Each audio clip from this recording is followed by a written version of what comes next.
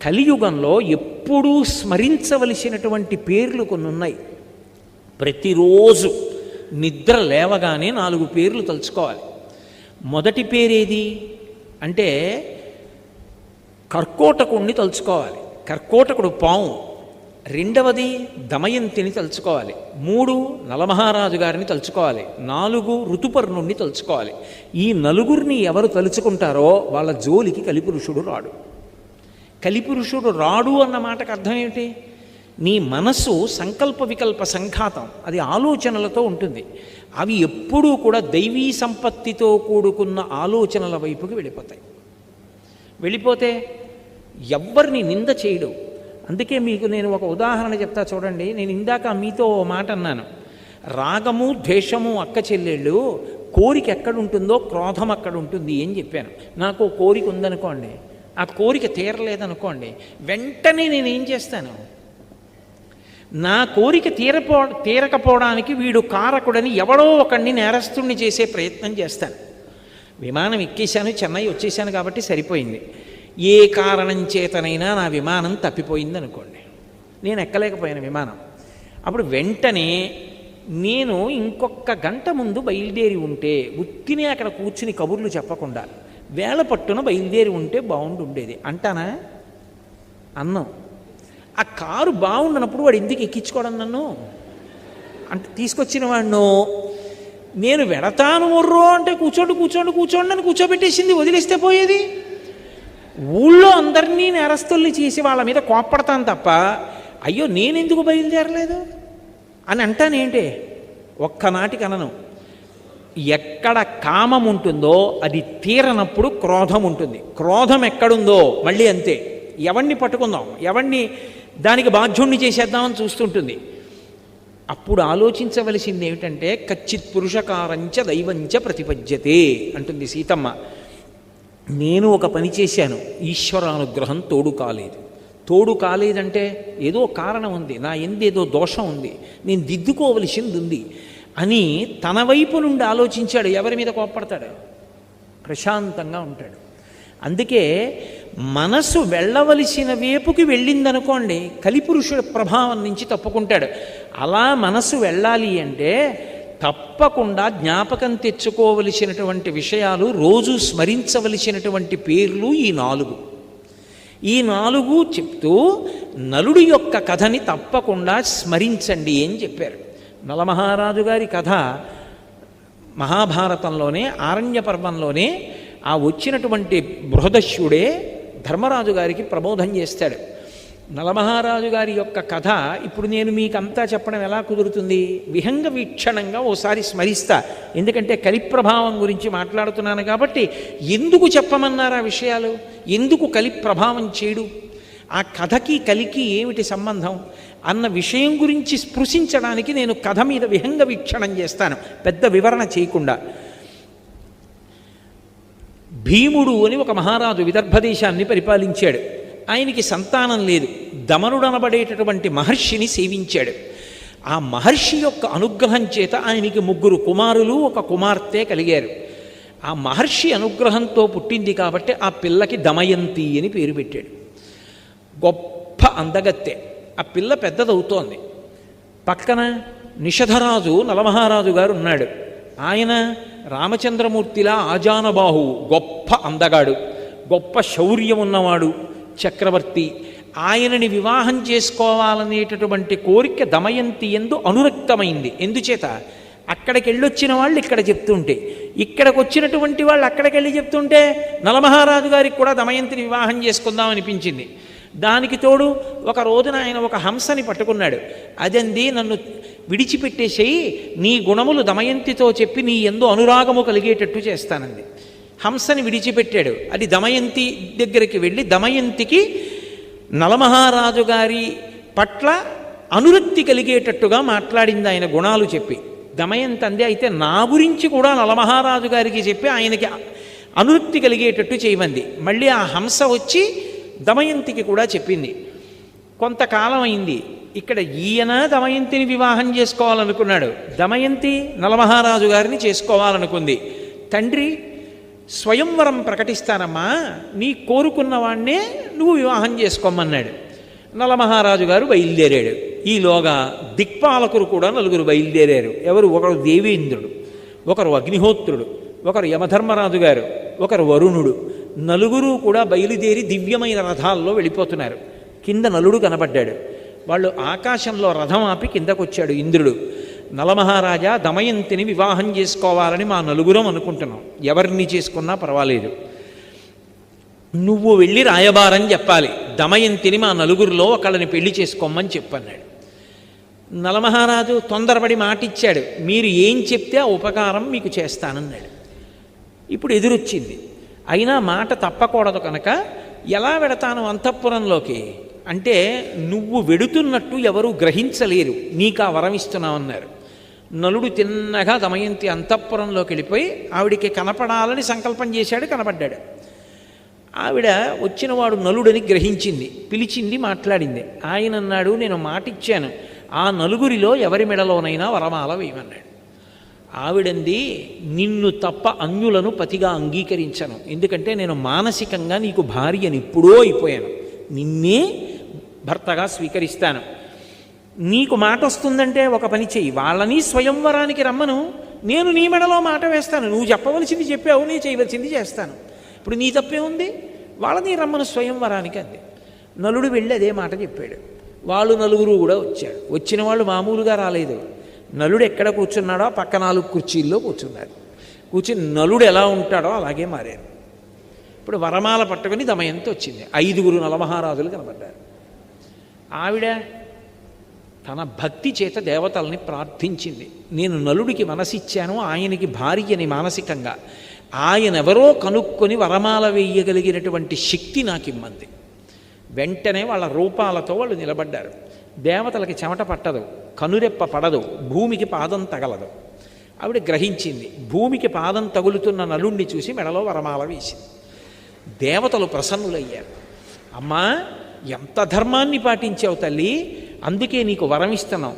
ఇంద్రుడు అన్నాడు, నువ్వు ఎక్కడ యజ్ఞం చేసినా నేను వస్తాను. అగ్నిహోత్రుడు అన్నాడు, నువ్వు సంకల్పం చేస్తే నేను వస్తాను. వరుణుడు అన్నాడు, నువ్వు ఉన్న చోట నీటికి లోటు ఉండదు, నువ్వు పిలిస్తే నేను వస్తాను. యమధర్మరాజు గారు అన్నాడు, నీ మనసు ధర్మమునందు ప్రవర్తించుగాక అన్నాడు. 4 ఇంటికి తిరిగి వెళ్ళిపోతున్నారు వాళ్ళ లోకాలకి. కలిపురుషుడు ఎదురొచ్చాడు. కలిపురుషుణ్ణి చూసి వీళ్ళ 4 అడిగారు, నువ్వెక్కడికి వెడుతున్నావు అని అడిగారు. దమయంతిని వివాహం చేసుకోవాలనుకుంటున్నాను, వెడుతున్నాను అన్నాడు. అంటే వాళ్ళన్నారు, దమయంతి స్వయంవరం ఎప్పుడూ అయిపోయింది నలమహారాజు గారితో, ఇప్పుడు నువ్వు వెళ్ళి ఏం చేస్తావన్నారు. ఆయన రాశీభూతమైన క్రోధం కలి లోపలికి ఆవహించాడా. మీతో నేను ఇందాక చెప్పానే, ఆలోచన మారుతుందంతే, జీవుణ్ణి పాపభూయిష్టం చేస్తాడు.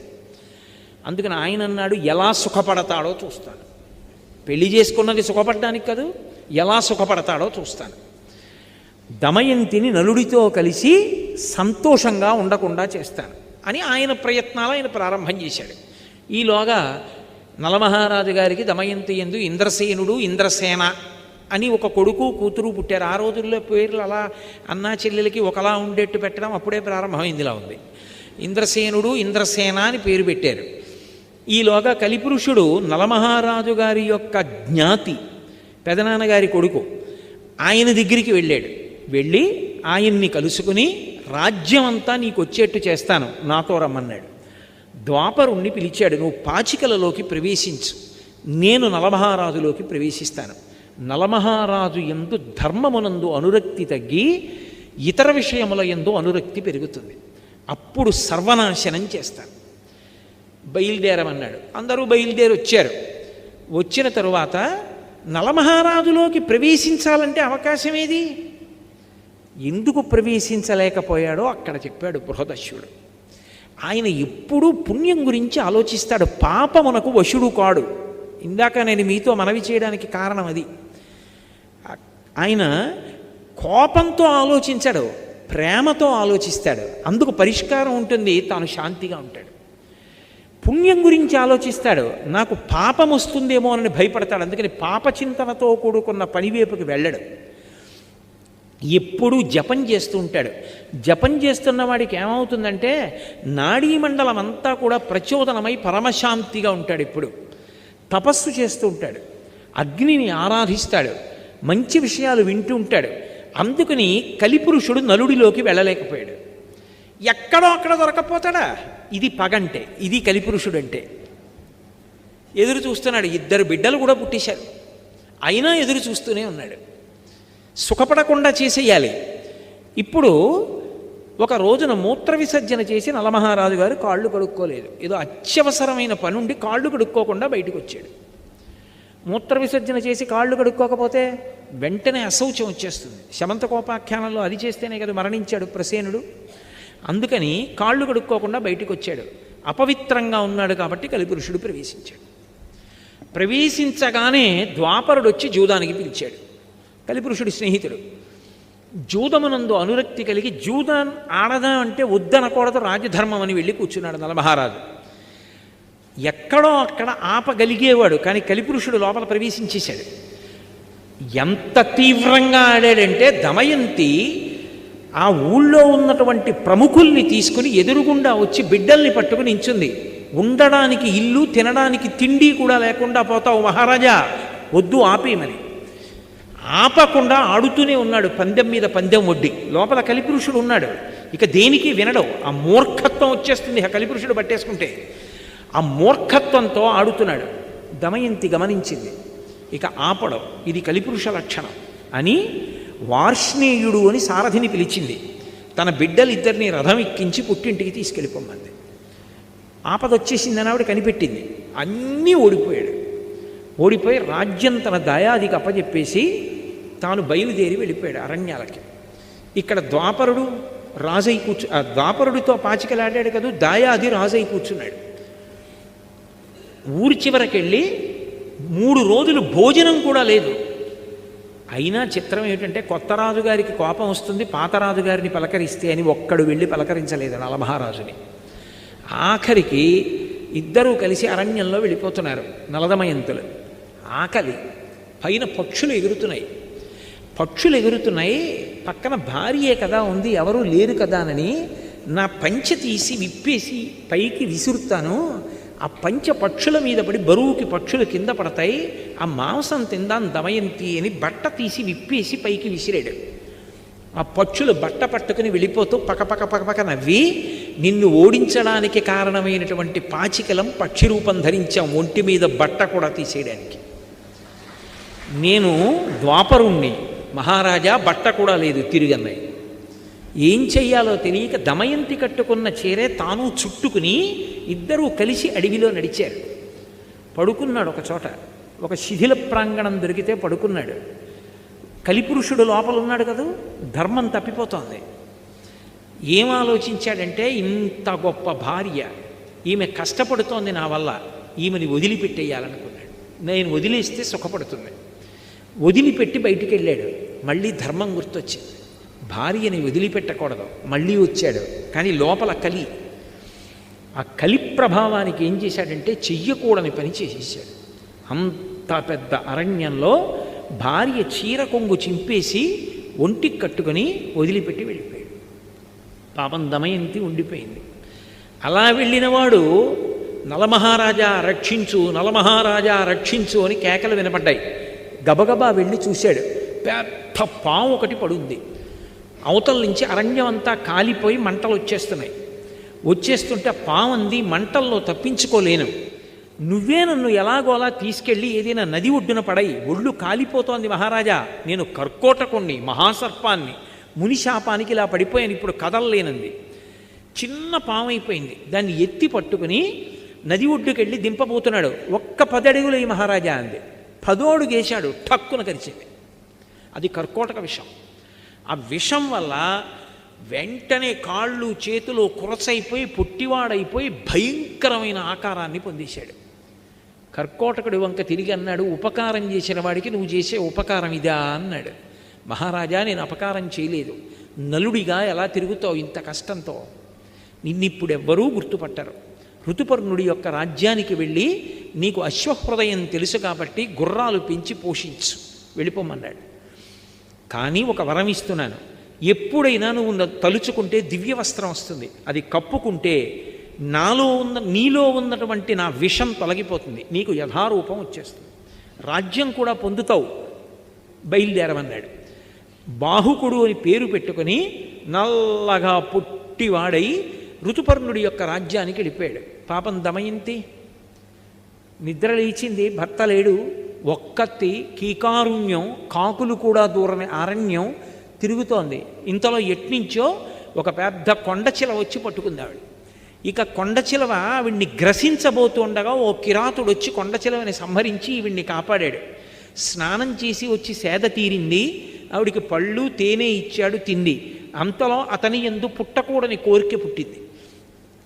ఆమెని భార్యగా స్వీకరిస్తానని ఆమె యొక్క పొందు కోరాడు. వెంటనే ఆమె నేను మహాపతివ్రతనైతే వీడు నిలువున దగ్ధమగుగాక అంది. ఆ కిరాతుడు మరణించాడు. ఆ తల్లి వెతుక్కుంటూ వెడుతుంటే వర్తక బృందం కనపడింది. అమ్మయ్య కనపడ్డారు కదా అని, మహాప్రభో నేను నలుడి భార్యని దమయంతిని, కష్టాల్లో ఉన్నాను, నలుడిని చూశారా అని అడిగింది. ఈ అరణ్యంలో పులులు చూసాం, సింహాలు చూసాం, నలుడిని చూడలేదమ్మా. ఇక్కడ ఒక్కదానివి ఆడదాని ఉండకూడదు, మాతో వచ్చేసి మేము చీది రాజ్యానికి వెడుతున్నాము అన్నారు. అక్కడ సుబాహుపురం అని ఉంది, అక్కడికి వెడతామన్నారు. సరేనంది. వెడుతుంటే ఏనుగుల గుంపు వచ్చి అందరినీ చంపేసింది, వర్తకుల్ని. ఆవిడంది విధి అంటే ఇంత విచిత్రంగా ఉంటుంది. చచ్చిపోవాలనుకున్న నన్ను ఏనుగులు వదిలేసాయి, నా అంత నేను చచ్చిపోకూడదు, ఆత్మహత్య దోషం, ఏనుగు చంపేస్తే గొడవ వదిలిపోను, నా జోలికి రాలేదు. బతుకుదాం అనుకున్న వాళ్ళని చంపేశాయి. ఎవరో ఒకరిద్దరు బ్రాహ్మణులు మిగిలేరు, వాళ్ళతో కలిసి సుబాహుపురం వెళ్ళింది. ఆ వీధిలో ఆకలితో ఏడుస్తూ నడుస్తోంది. కలి ప్రభావం, అన్ని కష్టాలు పడాలి. వస్తుంటే రాజమాత చూసింది పైనుంచి. ఎవరు చంద్రబింబంలా ఉందా పిల్లని పిలిపించింది. ఏమమ్మా నిన్ను చూస్తే రాచపుత్ర స్త్రీలా ఉన్నావు, ఇంత కష్టంలో ఉన్నావు, నా అంతఃపురంలో ఉండమంది. నిన్ను చూస్తే నాకు ఎందుకో మనసు స్పందిస్తోంది, ఏదో బంధుత్వం ఉందనిపిస్తోంది, నా దగ్గర ఉండండి. అమ్మా నేను సైరింధ్రీ కార్యాలు చేయను, పరపురుషుల దగ్గరికి వెళ్ళను, ఇతర కాళ్ళు పట్టను, ఎంగిలి తినను, అలా అయితే ఉంటానంది. సరే ఉండమంది ఆవిడ. రాజమాత అంతఃపురంలో ఉంటోంది పాపం. అక్కడ నలుడు ఋతుపర్ణుడు ఒక మహారాజు. ఆ ఋతుపర్ణుడి యొక్క సేవలో అశ్వహృదయం తెలుసున్నవాడు కాబట్టి లొంగని గుర్రాల్ని లొంగ తీసుకుని రథచోదనం చేస్తూ బతుకుతున్నాడు. అలా బతుకుతుంటే ఇక్కడ ఎన్నాళ్ళు ఉంటుంది ఈవిడిలా పాపం. ఒకనాడు తండ్రి భీమకుడికి ఆలోచన వచ్చింది. భీముడికి నా కూతురు ఎక్కడుందో వెతికి పట్రమ్మని బ్రాహ్మణుల సమూహాల్ని పంపాడు. అందులో ఒక సుదేవుడు అనబడేటటువంటి బ్రాహ్మణుడు ఈ పురానికి వచ్చాడు, సుబాహుపురానికి వచ్చి అంతఃపురంలో దమయంతిని కనిపెట్టాడు. అమ్మ ఆవిడ కనుబొమల మధ్యలో ఒక పుట్టుమచ్చ ఉంది, అది చతుర్ముఖ బ్రహ్మగారు సృష్టిలో ఆవిడికి మాత్రమే పెట్టాడు. ఆవిడ దమయంతి, మహాపతివ్రత, నలమహారాజు ఇల్లాలు, కష్టాలలో ఉండి ఇక్కడ ఉందమ్మా అన్నాడు. దమయంతికి నీళ్ళిచ్చి ముఖం కడుక్కోమన్నారు, కనిపెట్టారు. అవును మహాతల్లి మహాపతివ్రత దమయంతి అని. అప్పుడు ఆ రాజమాత చెప్పింది, అయ్యో తల్లి నిన్ను చూస్తే నా హృదయం ఎందుకు స్పందించిందో అర్థమవుతోంది. నీ తల్లి నేను అక్క చెల్లెళ్ళాం కాబట్టి నువ్వు నాకు కూతురు అవుతావు అంది. పుట్టింటికి ఎడతానంది, బయలుదేరింది, పుట్టింటికి వెళ్ళిపోయింది. ఇక్కడ నలుడు సృష్టిలో ఎవరూ గుర్తుపట్టలేరు, అంత మరుగుజ్జు వాడిపోయి కాళ్ళు చేతులు వంకర్లు తిరిగిపోయి ఉన్నాడు. చిత్రనలీయంలో అంటాడు కవి, భయద కోదండ ఖడ్గముల్ పట్టు వీరుడు గరిటయూ క్రొవియూ పట్టెనీడు విపుల కేసరి నక్కట పిల్లి చేసే అధమ విధమున ఇట్టిదే విధికృతంబు అంటాడు. కోదండాలు ఖడ్గాలు పట్టుకుని యుద్ధం చెయ్యవలసినటువంటి వాడు వంటశాలలో కూర్చుని వంటలు చేస్తున్నాడు నలుడు. ఆయనకి గుర్రాలని పెంచడం తెలుసు, వంటలు చేయడం తెలుసు, అందుకే నలభీమ పాకం అంటూ ఉంటారు. వంట చేసి పెడుతున్నాడు మహారాజుకి. సరే కాలం గడిచిపోయింది. ఆ వార్ష్ణేయుడు అంటే ఆ పిల్లలిద్దరినీ పుట్టింట్లో దింపేసినటువంటి సారథి నలుడితోటే ఉన్నాడు, కానీ ఆయనకి తెలియదు బాహుకుడే నలుడని. ఆలోచించి తన భర్తను ఎలా కలుసుకోవాలి అని ఒక రోజున దమయంతి తన తల్లి దగ్గరికి వెళ్ళి అంది, అమ్మా ఎంతకాలం నా భర్తని కలవకుండా ఇలా ఉంటాను అని బ్రాహ్మణుల్ని పిలిపించి మీరు ప్రతి రాజ్యానికి వెళ్ళండి, నిండు సభలో ప్రశ్న వెయ్యండి, ఈ లోకంలో ఏ భర్త అయినా బిడ్డల్ని పొందినటువంటి వాడు మహాపతివ్రత, ఏమీ తెలియని అమాయకురాలైన ఇల్లాలు తన యందు ప్రేమ కలిగిన దాన్ని ఆమె బట్టలో ముక్క చింపి తాను కట్టుకొని రాత్రికి రాత్రి మహదారణ్యంలో భార్యని విడిచిపెట్టి వెళ్ళిపోయిన పురుషుడున్నాడా అని ప్రశ్న వెయ్యండి. ఒకవేళ నలుడు సభలో ఉంటే లేచి జవాబు చెప్తాడు. ఎవ్వరూ చెప్పకపోతే ఆ రాజ్యంలో నలుడు లేడు. బ్రాహ్మణుల్ని పంపింది. అన్ని రాజ్యాలకి వెళ్ళి అడుగుతున్నారు. ఋతుపర్ణుడి రాజ్యానికి కూడా వెళ్ళి ఒక బ్రాహ్మణుడి ప్రశ్న వేశాడు. ఏమీ మాట్లాడలేదు ఎవరు. కానీ ఆయన రాత్రి విశ్రాంతి తీసుకుంటూ ఉండగా బాహుకుడు అన్న పేరుతో ఉన్న నలుడు ఆయన దగ్గరికి వచ్చాడు. వచ్చి అన్నాడు, మహాపతివ్రత అయినటువంటి స్త్రీ భర్త ఏ కారణం చేత పొరపాటు చేశాడో తెలుసుకోకుండా నింద చేస్తుందా? అలా చెయ్యొచ్చా? అలా చేస్తే ఇహమునందు భర్తతో సుఖములుంటాయా? పరలోకముల యందు సుఖములుంటాయా? ఇలా చెయ్యవచ్చా అని వెళ్ళిపోయాడు. బ్రాహ్మణుడు లేచి విన్నాడు. విని వెనక్కి వచ్చి ఇదే చెప్పాడు. అమ్మ, నలుడు కనపడలేదు, బాహుకుడని ఒక ఆయన ఉన్నాడు. నల్లగా పొట్టిగా చేతులు కాళ్ళు ఇలా కుంచుకుపోయి గూనిలా ఉంటాడు.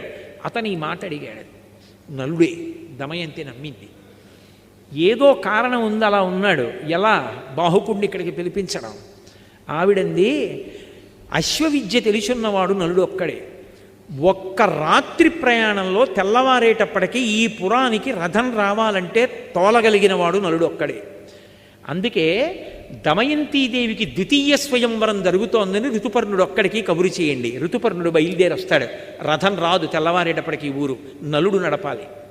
నలుడు అక్కడుంటే పిలుస్తాడు. అశ్వహృదయం తెలుసు కాబట్టి రాజు రథం నడపమంటాడు. అప్పుడు వచ్చిన రథం వచ్చేస్తే నలుడే నడిపాడు రథం, మనం కనిపెట్టచ్చని. ఒక్క ఋతుపర్ణుడి రాజ్యానికి వెళ్ళి చెప్పారు. అందరికీ చెప్పారనుకున్నాడు ఋతుపర్ణుడు.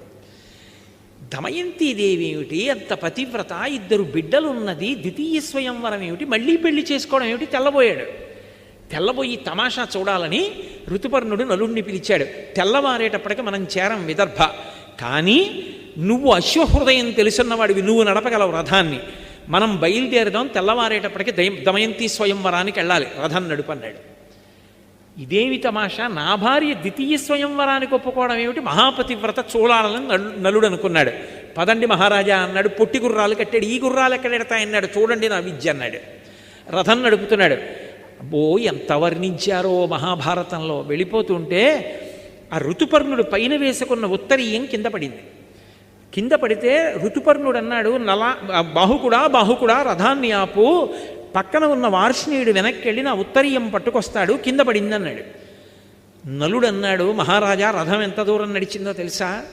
మళ్ళీ వెళ్ళి తిరిగి రావాలంటే 10 రోజులు పడుతుంది, అంత దూరం వెళ్ళిపోయింది. నడిచి వెళ్ళొస్తే అంత వేగంగా నడుపుతాడు నలుడు రథాన్ని. అలా నడుపుతాడు గుర్రాల్ని అలసట పొందకుండా. కొంత దూరం వెళ్ళిపోయిన తర్వాత తెల్లబోయాడు ఋతుపర్ణుడు. అబ్బా, ఏమి శక్తిరా ఈ బాహుకుడిదని. బాహుకా నువ్వు గొప్పవాడు అనుకుంటున్నావు కదా, నాకు ఒక విద్యొచ్చు, ఏమిటో తెలుసా అన్నాడు. ఏమిటి మహారాజా? అక్షహృదయం తెలుసు నాకు. ఇదిగో పెద్ద రావి చెట్టు, ఇక్కడ ఒక చెట్టు కనపడుతోంది కదా, ఈ చెట్టుకి ఎన్ని కొమ్మలున్నాయో, ఎన్ని రెమ్మలున్నాయో, ఎన్ని ఆకులున్నాయో చెప్పనా అన్నాడు. చెప్పండి అన్నాడు. ఖచ్చితంగా ఇన్ని ఆకులున్నాయి, ఇన్ని కొమ్మలున్నాయి, ఇన్ని రెమ్మలున్నాయి అన్నాడు. నలుడికి అనుమానం వచ్చింది. రథం దిగి, మహారాజా అలాగే కూర్చోండన చెట్టు పడగొట్టాడు. పడగొట్టి కొమ్మలు రెమ్మలు ఆకులు అన్నీ కోసి దొంతర్లు పెట్టి లెక్కెట్టారు. ఈలోగా స్వయంవరం ఇక్కడ ఆలస్యం అయిపోతుంది. నడపగలడు నలుడు, అది ఆయన శక్తి. అన్నీ లెక్క పెట్టాడు. లెక్క పెడితే ఖచ్చితంగా రాజు చెప్పినన్నే ఉన్నాయి. మహారాజా ఎలా చెప్పగలిగారని అడిగాడు. ఇదే కాదు, నేను ఏవైనా ఇలా చెప్పగలను, నాకు అక్షహృదయ విద్య తెలుసు. నీకు ఒక సంగతి తెలుసా? ఆ విద్య ఉపదేశం పొందిన వాడికి విజయమే తప్ప అపజయం ఉండదు. అంత గొప్ప విద్య. నువ్వు నన్ను మురిపించావు, తెల్లవారేటప్పటికీ రథాన్ని నడుపుతున్నావు, కాబట్టి నీకు అక్ష హృదయాన్ని ఉపదేశం చేస్తానని చెప్పి ఆ విద్యని ఉపదేశం చేశాడు. ఆ విద్య ఉపదేశం పొందితే లోపల విషం కానీ కలిపురుషుడు కానీ ఉండలేడిగా. ఆయన ఎప్పుడైతే ఆ విద్య ఉపదేశం పొందాడో నలుడు, కలిపురుషుడు బయటపడిపోయాడు. మహారాజా నిన్ను కష్టాలు పట్టినవాడిని నేనే. ఒకప్పుడు స్వయంవరానికి వస్తుంటే స్వయంవరం అయిపోయిందని నీలో ప్రవేశించి పాచికలాడించి బాధపెట్టాను, నన్ను మన్నించన్నాడు. నలుడు కత్తి తీసి నిన్ను చంపేస్తానన్నాడు. అంటే నన్నెందుకు చంపుతావు? కర్కోటకుడు నిన్ను కరిచినప్పటి నుంచి చస్తూనే ఉన్నాను, లోపల విషం వేడికి కాలిపోతున్నాను, ఇన్నాళ్ళకి బయటపడి బతికాను, నన్ను వదిలిపెట్టేసేయి, ఇక నేను నీ జోలికి రాను, ప్రమాణం చేస్తున్నానన్నాడు. మరి ఎక్కడుంటావన్నాడు. ఇదిగో విభాతక వృక్షం అంటే తాండ్ర చెట్టు, దాన్ని ఆవహించి ఉంటానన్నాడు. అందుకే ఇప్పటికే ఎవరు తాండ్ర కర్ర కానీ తాండ్ర చెట్టు కిందకి వెళ్ళడం కానీ తాండ్ర చెట్టు ఎక్కడం కానీ చేయరు. కలిపురుషుడు ఆవహించి ఉంటాడు దాన్ని. నేను ఈ తాండ్ర చెట్టును ఆవహించాడు. మహారాజు వెళ్ళిపోయాడు స్వయంవరానికి. ఎవరు లేరు, ఈయన ఒక్కడు తప్ప. తెల్లబోయాడు, ఇదేమిటి స్వయంవరం అన్నారు, నన్ను ఒక్కడనే పిలిపించారని. బాహుకుడు కూర్చున్నాడు. కేశిని అని దమయంతి యొక్క చెలికెత్తే పిల్లలిద్దరినీ తీసుకెళ్ళింది. ఎంత మారు వేషంలో ఉంటే మాత్రం పిల్లల్ని చూస్తే తండ్రి హృదయం ఆగుతుందా? ఎత్తుకుని ఇద్దరినీ రెండు తొడల మీద కూర్చోబెట్టుకుని ముద్దులాడి మురిపాలతో పొంగిపోయాడు. కేశిని గమనిస్తోంది. గభాలను దింపేసి, మహారాజు బిడ్డలు, నేను ముద్దులాడకూడదు, మాట్లాడకూడదు, కానీ నా బిడ్డలు గుర్తొచ్చారు, ఏమనుకోకు, ఇంకెప్పుడు ఇటు రాకు అని చెప్పి పంపించేశాడు. ఆవిడ వెళ్ళి దమయంతీదేవికి చెప్పింది. ఆవిడ గుర్తుపట్టింది, నలుడే బాహుకుడి రూపంలో ఉన్నాడని. పిలిపించింది. ఎదురుగుండా నిలబడి మళ్ళీ ఇదే ప్రశ్నేసింది. అరణ్యంలో ఒక్కతే నిద్రపోతున్నప్పుడు చీర కొంగు చింపి భర్త కట్టుకుని భార్యని విడిచిపెట్టి ఒక్కదాన్ని అరణ్యంలో వదిలేసి వెళ్ళిపోయినవాడు ధర్మాత్ముడా చెప్పు బాహుక అంది. ఆయన అన్నాడు, అది ధర్మం కాదు, కానీ నా యందు కలిపురుషుడు ప్రవేశించాడు దమయంతి, అందుకని నేను ధర్మం తప్పి పొరపాటు చేశాను. నీ ఎందు ఏ కలిపురుషుడు ప్రవేశించాడు, నువ్వెందుకు ద్వితీయ స్వయంవరానికి ఒప్పుకున్నావు, తప్పు కాదా అని అడిగాడు. త్రికరణ శుద్ధిగా నాకు ద్వితీయ స్వయంవరం మీద అనురక్తి లేకపోతే నీకోసమే నేను ద్వితీయ స్వయంవరం ప్రకటించుంటే దేవతలు పలికెదరుగాక అంది. వాయుదేవుడు వచ్చి నిజం చెప్పాడు, ఆమె నీకోసమే ద్వితీయ స్వయంవరం ప్రకటించిందని. వెంటనే కర్కోటకుడిని తలుచుకున్నాడు. దివ్యవస్త్రం వచ్చింది, కప్పుకున్నాడు. నలుడైపోయాడు. నలుడైపోగానే దమయంతిని స్వీకరించాడు. చాలా సంతోషించాడు. మళ్ళీ తన రాజ్యానికి వెళ్ళాడు. దయాదిని పిలిచాడు. ఈసారి గెలిస్తే దమయంతి నీది, ఈసారి గెలిస్తే రాజ్యం నాది అన్నాడు. ఎందుకని ఈసారి కలిపురుషుడు తనలో లేడిక, తనది గెలుపు, ధర్మం తనది.